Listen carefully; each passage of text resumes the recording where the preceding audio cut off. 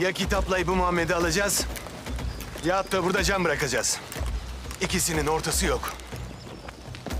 Çukuyu demirlemişiz. Geldiğimizi anlamayacaklar.